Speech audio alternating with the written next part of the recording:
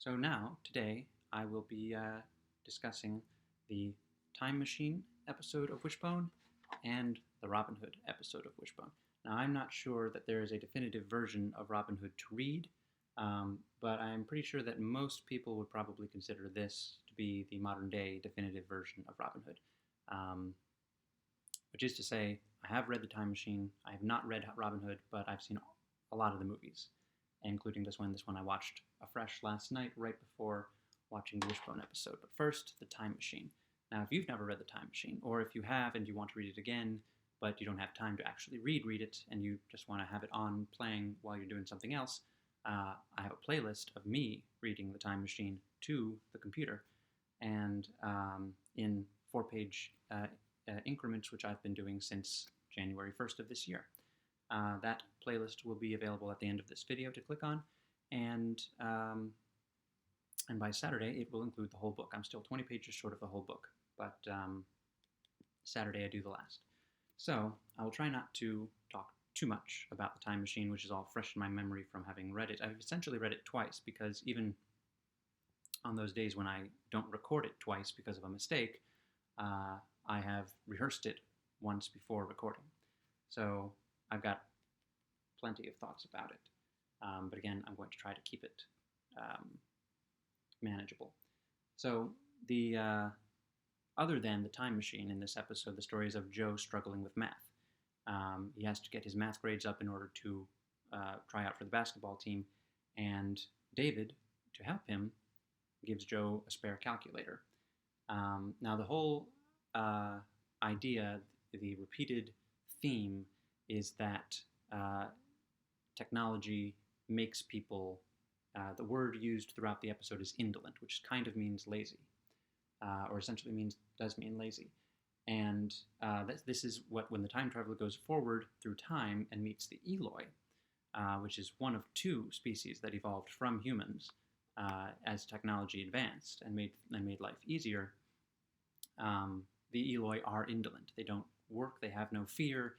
They just exist and enjoy themselves when they're not afraid. And similarly, the calculator, it's a tool to help with math, but it doesn't make Joe better at math. It just makes him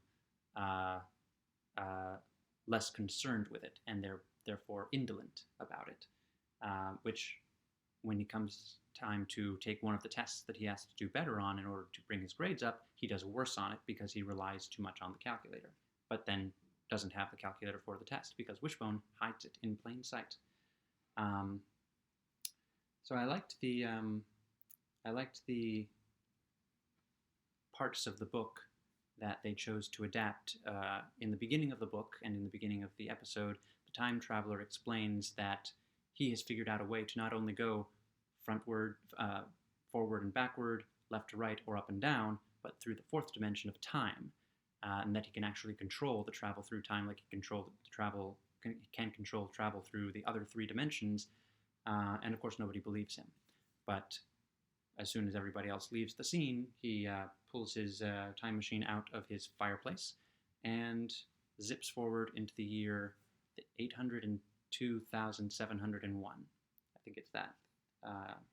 And he meets the Eloi, who are pink. In the book, I do not think that they are pink. I think they just wear a pinkish orange robe, but in the episode they are pink. And then one touch that I liked, you might recall, in the Hunchdog of Notre Dame, or the Hunchback of Notre Dame, whichever one it was, when Wishbone is playing the Hunchback, the gargoyles are dogs. And in this, the sculpture of a sphinx that greets him when he emerges in the year 800,000, the sphinx, it has the face of a dog. So that was just a fun little detail. I love the little set details in these episodes. So the calculator, of course, as I said, the lesson repeated is you can't rely on the calculator. You have to actually know the math yourself. The calculator is just there to help with what you can already do.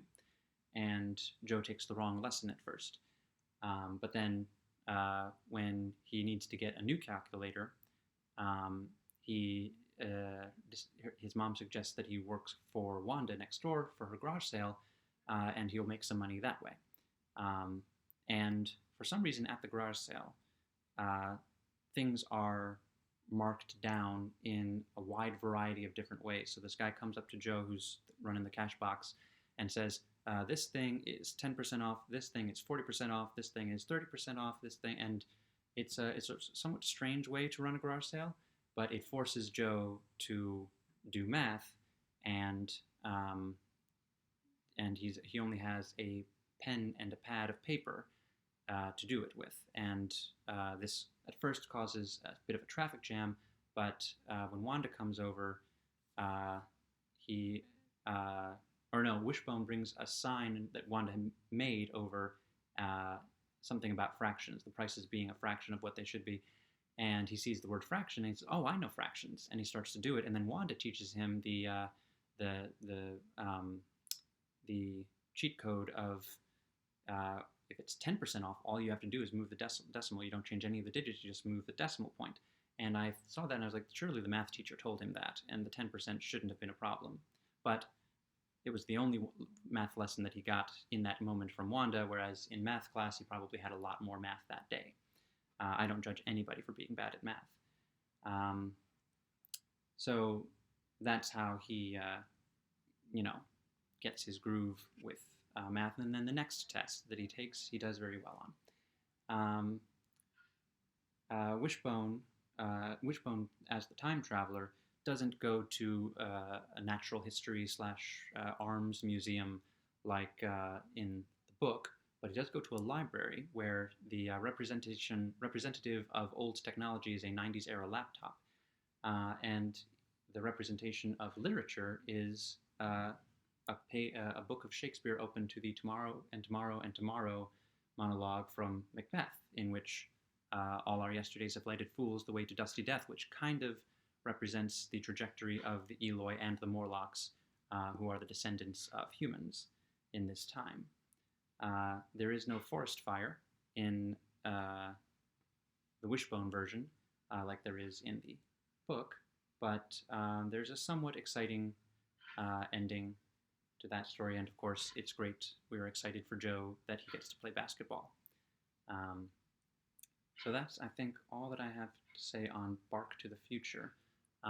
There are several movies based on the Time Machine, and I have not seen many of them, but I just want to put in a word of recommendation for the performances of Jeremy Irons and Orlando Jones. The Time Machine movie from 2002 isn't a bad movie. It's not as good as the book, but those two performances are really great. Orlando Jones plays the New York Public Library, and Jeremy Irons plays a super intelligent Morlock. And their scenes really stand out in that movie. So, Bark to the Future. That was Bark to the Future. Paw Prince of Thieves is the Robin Hood Wishbone episode. And it made perfect sense watching these back to back, because a Jack Russell Terrier is related to a fox. So I haven't seen a human. I don't think humans are meant to play Robin Hood. I think that they must be canids.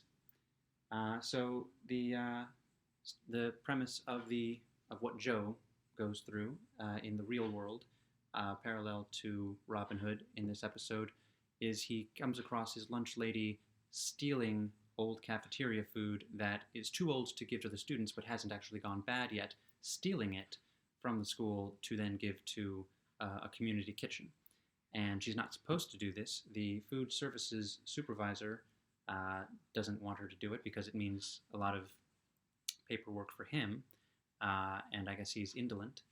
But she does it anyway, courtesy of Wishbone running into the school kitchen, which is not sanitary, and tearing around, kind of like he did to distract the janitor a couple episodes ago, but not for as long. So Joe and Ellie, the lunch lady, sneak away with the food and present it to Wanda, who is at the community kitchen collecting donations. So this version of Robin Hood and the Wishbone version use different, um, I guess, parts of the original legend. I don't know what a complete version of the legend would look like, but it was fun to get different scenes in the different adaptations. For instance, the Wishbone version doesn't have Maid Marian playing badminton. Probably the original legend doesn't have that either. That was probably just so that the kid animals could be invited into the castle. But the Wishbone version has scenes like the one where Robin Hood is selling clay pots, simple little clay pots. He's not really selling them, he's giving them to poor people because they have the coins that he stole from the rich in them.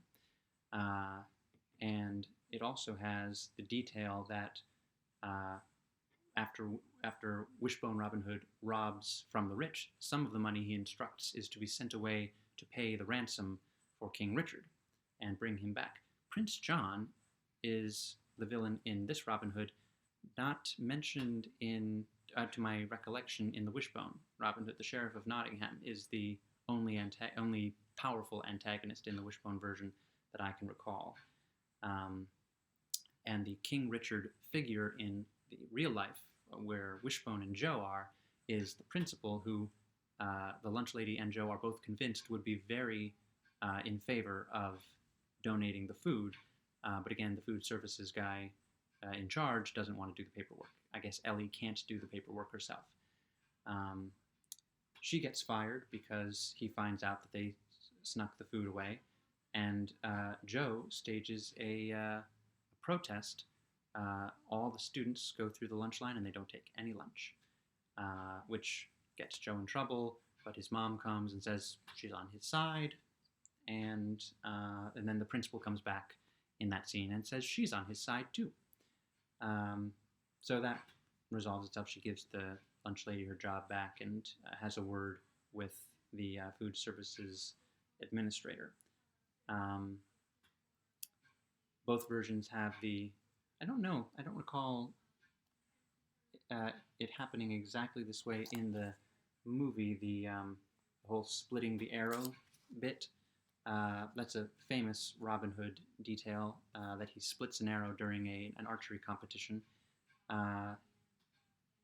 In the Wishbone version, he splits it so that, not to win the competition, but so that it can be a tie. I guess in some versions, the person who shoots right before him gets a bullseye, and there's no possible way for him to win unless he hits the bullseye too, and that's why he splits the arrow. In this version, the arrow isn't in the bullseye, and he could win by hitting the bullseye, I guess, but he decides to split the arrow anyway, because I guess that's more impressive than hitting the bullseye. Also in the Wishbone version, Marian is taken prisoner, and Robin Hood goes to take her place as prisoner, leading to an ultimate battle, which leads to the return of King Richard. So that is just about it, I think. Paw Prints of Thieves. Before the protest, right after Ellie is fired, Joe and Samantha and David are sitting around and talking about why they liked her so much, and Sam mentions her coconut allergy again and says that the lunch lady always took the coconuts, shredded coconut, off of her cupcakes before giving them to Sam. So that was nice. Let's see. Oh, and then the little post-show "How did we do it" bit was about fight choreography, and and even to an extent, fight choreography with a dog a little bit. So that was interesting. So that's the Time Machine and Robin Hood. Next Monday, the episodes I'll be watching for that are Pride and Prejudice, which I have read, the book, and The Prince and the Pauper, which I have also read. So this is a good movie. This is a good book. And Wishbone, still very good. But let's wag another tail.